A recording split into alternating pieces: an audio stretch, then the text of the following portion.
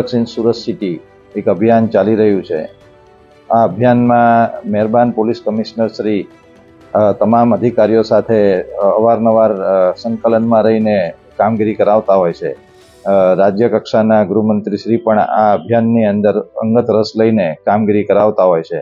તો આ જ અભિયાનના ભાગરૂપે અમારા લાલગેટ પોલીસ સ્ટેશન વિસ્તારની અંદર બાતમીના આધારે ગઈકાલે એક કેસ રજીસ્ટર કરવામાં આવેલો છે, જેમાં અમારા લાલગેટ પોલીસ સ્ટેશનના police inspector Shri NM Chaudhary અને સર્વેલન્સના સ્ટાફ હેડ કોન્સ્ટેબલ દિલુભાને એક અંગત માહિતી મળેલી હતી કે હોડી બંગલા પાસે રાજકમલની બેકરીની ગલીની અંદર એક ભજીયાની લારી ઉપર 3 ઈસમો NDPS MDનું વેચાણ કરે છે। તો આ અનુસંધાને પોલીસે ઇમિડિયેટ કાર્યવાહી કરી અને ત્યાં રેડ કરતા 125.71 ગ્રામ મેફેડોન ડ્રગ્સ જપ્ત કરેલું છે, જેની કિંમત થાય છે 12,57,100।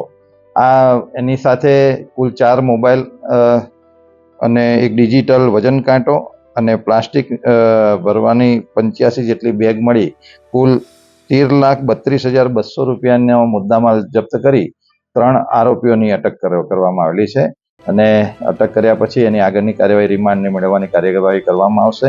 આ લોકો મુદ્દામાલ ક્યાંથી લાવ્યા હતા અને કોણ કોણ એના ગ્રાહકો હતા, આ બધી વિગતોની ઊંડાણપૂર્વક તપાસ કરવામાં આવશે।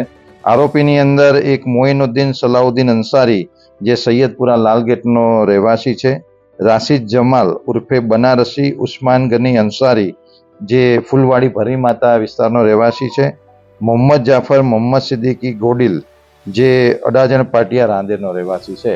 ત્રણેયને અટક કરવામાં આવીને આગળની કાર્યવાહી લાલગેટ પોલીસ સ્ટેશન કરી રહી છે।